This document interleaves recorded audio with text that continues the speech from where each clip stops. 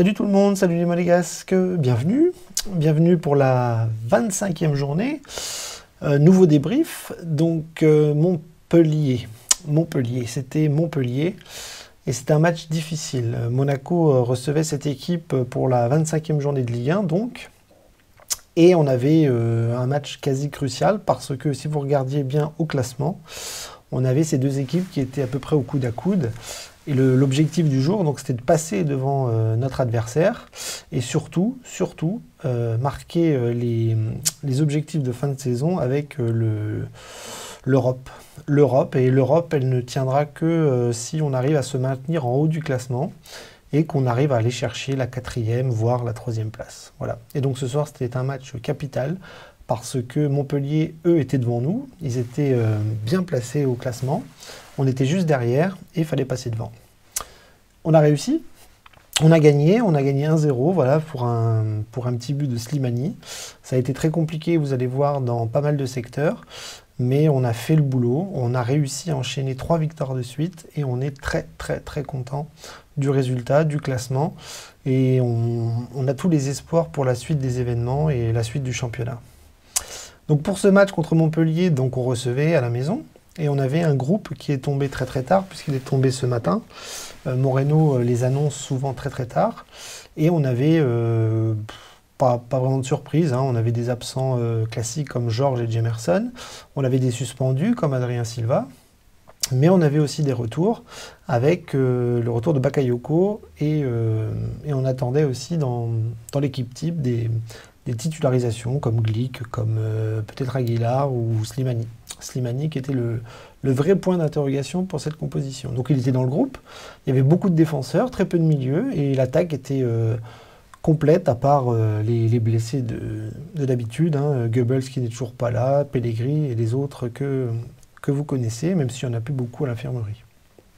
Donc l'équipe, le titulaire est tombé à un petit peu 1 heure avant le coup d'envoi, et on a vu une équipe type. Voilà, pour moi, c'était parfait, il n'y avait rien à dire. Il avait titularisé Aguilar, il avait titularisé Glick, il avait titularisé Slimani, et on se retrouvait avec un 4-4-2 losange qu'on apprécie en ce moment, avec la doublette qu'on attendait, qui est revenue, Ben Yedder, Slimani, Jovetic juste derrière.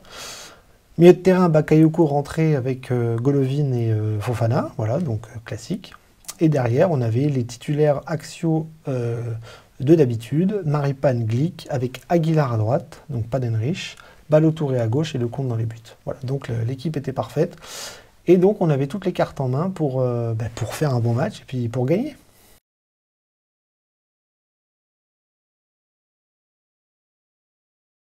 Alors la première mi-temps a été bonne. C'est assez rare pour le souligner, mais la première mi-temps a été bonne.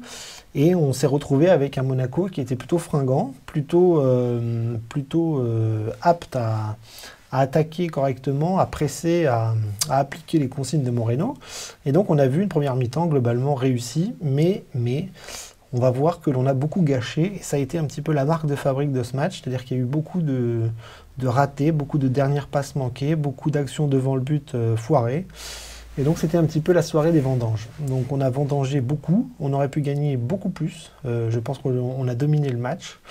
On a été beaucoup plus fort que Montpellier, on les a pressés haut, on les a mis en difficulté, on a eu des offensives et des occasions pour tuer le match. Et ça n'a pas été le cas parce qu'on n'a mis qu'un seul petit but et encore on a marqué sur un coup de pied arrêté. Donc finalement le résultat ne reflète pas trop la physionomie du match, mais Monaco a été bon, même si Monaco a été maladroit. Donc des occasions, je peux pas toutes les citer, voilà, toutes les occasions vendangées parce qu'il y en a eu énormément. J'ai juste noté les occasions où il y a eu à peu près un tir cadré. Donc à la 6e minute, on a eu Mollet qui a reçu le ballon dans la surface de réparation et qui frappe sur Lecomte. Voilà, un très bel arrêt de Lecomte. Donc on voit un petit peu qu'on cafouille parfois défensivement. Et la première occasion est Montpellier-Rennes, avec Mollet qui frappe sur Lecomte. Mais il n'y a pas de danger immédiat. À la 17e minute, c'est un petit peu la même chose. On a Slimani dans la surface qui se retrouve avec un 1-2 avec Ben Yedder et il frappe rapidement du pied gauche. Voilà, il n'est pas gaucher. Et la frappe est assez molle et arrive dans les bras du gardien de Montpellier. Donc ça, c'est les deux seuls tirs cadrés que j'ai que j'ai un petit peu répertoriées. Mais en fait, il y a eu plein d'occasions, il y a eu plein d'offensives où les ballons étaient à côté, au-dessus, cafouillés, ratés, etc. Et notamment des offensives de Jovetic qui s'est illustré sur pas mal de gestes. Une frappe lointaine qui passe à gauche du gardien, très très belle. Une frappe sur le gardien qui n'a pas été signalée en corner par l'arbitre. Donc voilà, on a vu un Jovetic fringant, mais on a vu un Jovetic comme les autres qui a foiré son dernier geste, qui n'a pas marqué, et qui nous a emmené à la mi-temps à un 0-0 triste, mais encourageant, notamment pour la deuxième mi-temps. Alors la deuxième mi-temps, ça a été pareil, ça a été la même chose, c'est-à-dire qu'on a vendangé beaucoup, beaucoup, beaucoup. On n'a pas eu 50 occasions franches, Montpellier non plus, mais il y a eu des offensives, des cafouillages, des ballons ratés, des ballons perdus, des combinaisons un petit peu foirées au dernier moment, des dernières passes, moi de mémoire, j'ai des ballons qui arrivaient toujours en retrait, des super combinaisons avec une dernière passe qui arrivait en retrait où il n'y avait personne dans la zone libre. Et c'était vraiment assez agaçant de voir qu'on n'arrivait jamais à clôturer, à finir les occasions. Donc 52e minute, on a le but de Slimani qui n'est pas une occasion exceptionnelle puisque c'est un corner, voilà. Et Slimani il nous a fait quoi à Amiens la semaine dernière, il nous a mis un but sur corner qui nous a délivré et qui nous a amené la victoire. Et ce soir, il refait la même chose. Sur un corner de Golovin, il vient mettre sa tête et il trompe le gardien montpelliérain. Voilà, superbe, c'est son arme fatale. Il est très très fort là-dessus et quand ça réussit, c'est un vrai bonheur pour les supporters, pour lui et pour le club. 70e minute, une barre de Bakayoko, c'est-à-dire une très belle occasion sur, encore une fois, un ballon en retrait. Ben Yedder qui contrôle, qui met en retrait pour Bakayoko, et Bakayoko du pied gauche, voilà, c'est pas son meilleur pied, mais qui met une belle frappe sur la barre, et putain, si elle était rentrée, celle-là, ça aurait été bingo. Voilà, donc je n'ai pas noté d'autres de franches, il y en a eu des occasions, il y a eu des offensives, il y a eu des dangers dans les offensives et dans la surface de réparation de Montpellier. Montpellier en a eu aussi quelques-unes, mais ça n'a jamais été au bout, ça n'a pas été dangereux. Le Comte n'a pas été mis en grande difficulté, Berthaud non plus finalement. Mais on a raté, on a foiré, on a vendangé beaucoup de derniers gestes, beaucoup d'offensives, et du coup on se retrouve avec 1-0. Voilà, ça suffit, on gagne, on n'a pas pris de but, ça c'est formidable. Et voilà, donc pour résumer le match, un contenu satisfaisant, mais alors il va vraiment falloir finir les occasions et retrouver une efficacité offensive pour en mettre plus et pour se rassurer un petit peu dans le jeu et dans l'aboutissement du jeu mis en place ce soir par les joueurs et par Moreno.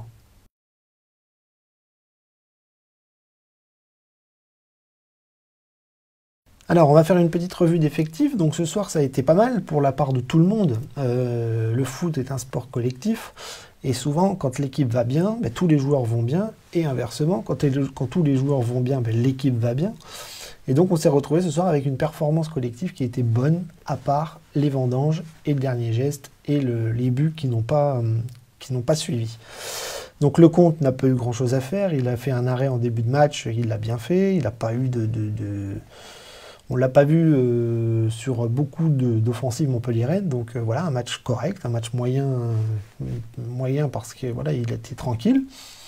Et donc pas grand-chose à dire sur lui, il a fait ce qu'il avait à faire quand il devait le faire. Au niveau de la défense, donc là on a eu donc Ballo-Touré sur les côtés avec Aguilar, donc j'étais très content de voir Aguilar face à ses anciens coéquipiers, voilà.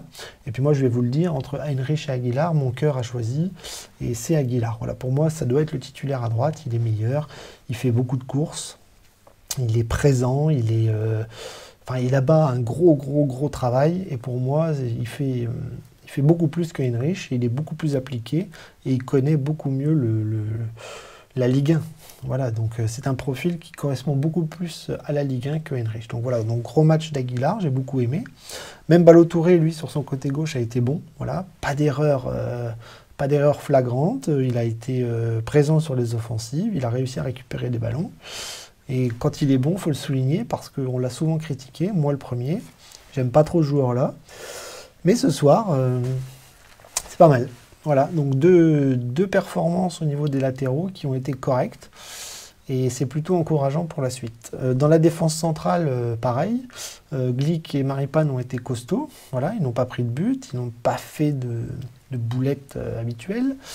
Et j'ai trouvé Glick très costaud. Alors Glick, je ne sais pas si vous avez remarqué un truc, mais je le trouve de plus en plus affûté. Pour moi, il a maigri. Et ça correspond à son changement de performance, son changement d'attitude, ses performances sur le terrain. Et je trouve que maintenant qu'il est affûté et qu'il a le corps pour...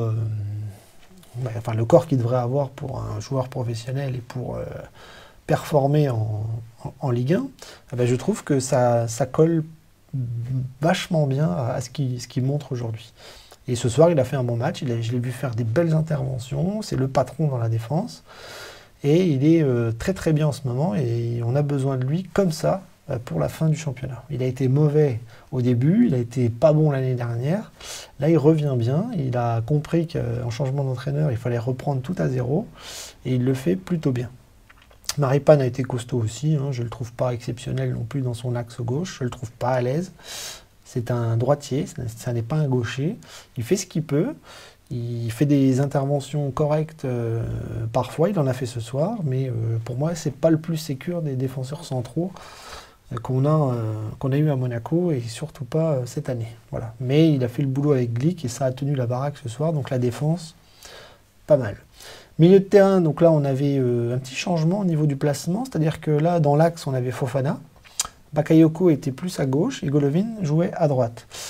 Fofana a fait un bon match, très costaud, très présent, très propre techniquement. Pas toujours les bons choix, mais globalement c'est bien. Voilà, il s'adapte encore, il continue d'essayer de mettre sa patte un petit peu dans ce milieu de terrain à Monégas. C'est pas évident, il vient d'arriver, mais c'est plutôt correct et c'est un titulaire indiscutable. Je vois pas qui on pourrait mettre d'autre à sa place. Bakayoko lui revenait. Alors là, il était un petit peu sur le côté gauche. Je l'ai trouvé en grande difficulté quand il s'agissait d'attaquer. Parce qu'à chaque fois qu'il attaquait, il se retrouvait un petit peu sur l'aile gauche. Et il n'a pas de pied gauche, même s'il a mis la barre avec son pied gauche. Et je l'ai trouvé en difficulté quand il s'agissait de centrer, quand il s'agissait de se remettre sur son pied droit ou quand il s'agissait d'éliminer un joueur. Donc dès qu'il y avait une offensive, il était en difficulté. Mais par contre, sur le plan défensif, il a été bon. Il a récupéré des ballons, même si voilà, il revenait. Il s'est retrouvé dans une position un peu inadéquate et inhabituelle par rapport à d'habitude. Il n'était pas dans l'axe, il était à gauche. Donc voilà, des petites boulettes par-ci par-là, mais on a besoin de Bakayoko. Il fera partie de ce milieu titulaire et de ce milieu définitif pour la fin de saison, si tout se passe bien, qu'il n'y a pas de carton ou de blessure à venir. Golovin, ça a été très compliqué. Alors Golovin, on va dire que c'est lui la tâche noire ce soir, la tâche d'encre. Mais en fait, Golovin, il a un travail monstrueux au milieu de terrain. Si on regarde bien ses matchs, il court beaucoup, il récupère beaucoup de ballons, il se bat. Donc au niveau de la mentalité et de l'intensité, il n'y a rien à dire sur Golovin. Mais s'il a un défaut, c'est la finition. C'est la finition, c'est-à-dire que dès qu'il est face au but ou dès qu'il doit frapper ou qu'il a une occasion franche, il la rate. Il met à côté, il met au-dessus, il est nul dans la finition. Nul. Donc c'est dommage, il faut qu'il travaille ça. Il n'est pas bon là-dedans. Alors c'est pas un attaquant, c'est pas un buteur, certes. C'est un gros travailleur de milieu de terrain, mais alors la finition ce soir, on l'a vu, il en a raté 1, 2, voire 3. Et ça a été extrêmement irritant, mais bon, il n'y a pas que lui qui a raté ce soir. Tous les joueurs ont eu une finition catastrophique. Donc Golovin, attention, parce qu'il a tendance un petit peu à régresser en ce moment. Et ses occasions ratées en sont la parfaite illustration. Jovetic en 10, ça a été aussi compliqué dans la finition sur ses occasions procurées. Mais c'est très beau, c'est-à-dire que d'un point de vue football, c'est notre joueur le plus technique. On le voit quand il doit récupérer les ballons, quand il doit couvrir son ballon, quand il doit donner son ballon, c'est toujours propre, c'est toujours beau, c'est toujours extrêmement fin. Et on a besoin de ça, c'est un formidable joueur, il marquera des buts très certainement si son corps le laisse tranquille. Et ce soir, on a vu que ça a été compliqué comme les autres dans la finition, mais que un joueur comme ça, on ne peut pas s'en passer. Et dans une tactique, dans un format du 4-4-2 losange comme ça, faut plus que ça bouge. Il faut que ça reste comme ça, parce que pour moi, Moreno a trouvé son équipe et son système type actuellement, avec l'absence de Gelson forcément. Devant, bah, c'est magnifique. Moi, j'ai retrouvé la paire Slimani-Ben Yedder du début. Voilà, beaucoup d'activités, beaucoup d'ententes, beaucoup de combinaisons. Slimani a été partout, voilà, un chien sur le terrain. On redit ce qu'on disait en début de saison, il a été vraiment important. Sa mentalité, c'est exceptionnel. Sa technique, il ne s'embête pas, il joue simple, mais ça fonctionne. Et il emmerde les défenseurs, il fatigue les défenseurs, et ça paye parce que depuis qu'il est revenu, bah, il remarque des buts. Voilà. Donc on en a besoin, on en aura besoin jusqu'au bout. Et je ne sais pas si l'année prochaine on le gardera à Monaco, mais moi personnellement je le garderai parce que c'est une très très belle pioche pour la Ligue. Slimani, Ben Yedder, pareil, voilà, gros travail. Il n'a pas marqué ce soir, mais il a fait un gros travail. Beaucoup de récupération, beaucoup de ballons donnés aux copains. C'est deux joueurs essentiels pour notre effectif. Et s'il n'a pas marqué ce soir, je suis sûr qu'il marquera la semaine prochaine, parce que la doublette et la paire Ben Yedder-Slimani, c'est le top. Les remplaçants, on ne peut pas dire grand-chose. Keita Baldé qui a fait n'importe quoi. Il a raté une occasion lui aussi énormissime. Henriks, pareil, il a raté une occasion énorme quand il est rentré. Et donc ça a été assez catastrophique les deux rentrées. C'est dommage, parce qu'ils ont eu les occasions, mais ils n'en ont pas profité. Voilà, il n'y a eu que 2 changements. Le match s'est terminé au bout de 4 minutes d'arrêt de jeu. On a eu peur, même si Montpellier n'était pas très dangereux, mais nous on a réussi à tenir, à ne pas prendre de but. On en a marqué un, et c'est le principal au classement, on est bien.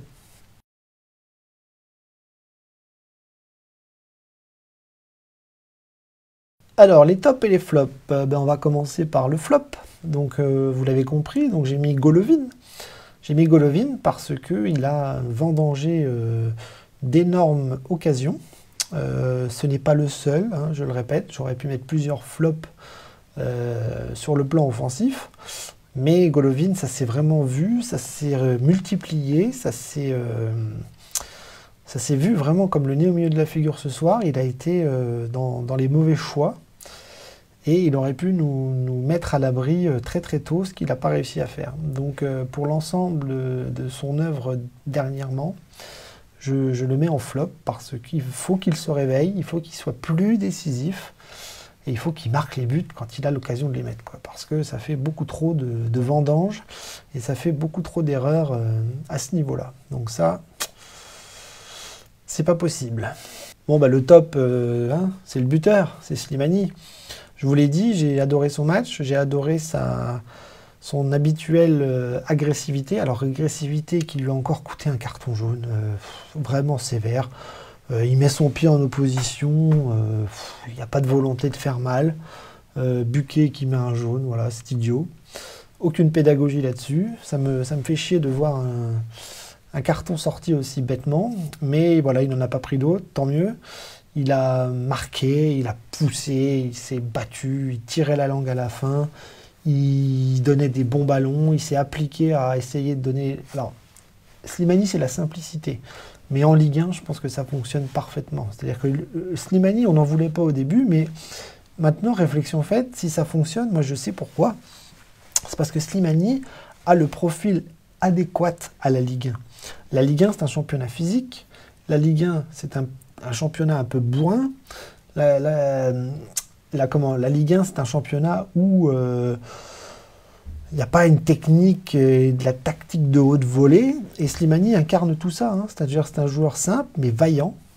Et en Ligue 1, on a besoin de joueurs vaillants.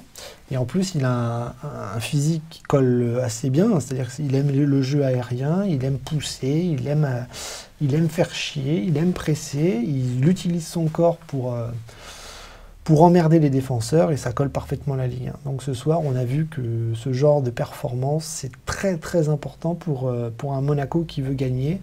pour un Monaco qui veut marquer des buts et pour un Monaco qui devra aller chercher l'Europe avec cette mentalité et avec ces joueurs-là, et notamment la doublette avec Ben Yedder.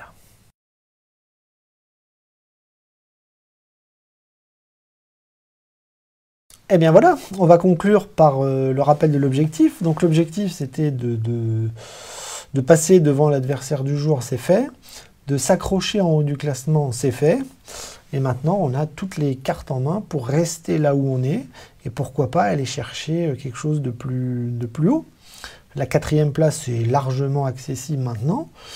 La 3e place aussi, on peut le faire, il va falloir se battre, il va falloir gagner les matchs, il va falloir battre les adversaires directs.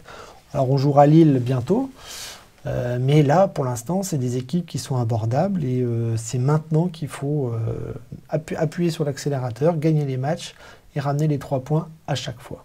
On l'a fait ce soir, on l'a fait contre Amiens, etc., etc. Angers, Amiens, Montpellier, ça se passe bien. Et maintenant on va attendre Dijon.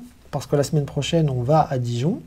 C'est un match qui est à notre portée. Si on a cette mentalité-là, si on a la même équipe, si on a les mêmes joueurs, on pourra faire quelque chose. Ça ne va pas être simple, parce qu'il n'y a pas de match simple en Ligue 1. Mais si on ne va pas gagner à Dijon, bah, ça serait une contre-performance et une grosse désillusion. Donc on y croit. On va aller chercher cette victoire à Dijon. Et on va s'accrocher à la... J'allais dire au podium, non, mais à la tête du championnat pour maintenant se battre entre le 3e, le 4e et le 5e. Il faut qu'on fasse partie de ces trois places-là. Et l'idéal, ça serait d'aller chercher la 3e place. Voilà, la Ligue des Champions, on ne va pas se mentir, on la veut, on ira la chercher, même si ça va être difficile, mais tous les feux sont ouverts là maintenant pour réussir. Voilà. Donc je vous laisse, je vous souhaite une bonne Saint-Valentin à tout le monde si vous êtes voilà, en couple. Et je vous dis à la semaine prochaine pour le débrief contre Dijon et bonne semaine à tous.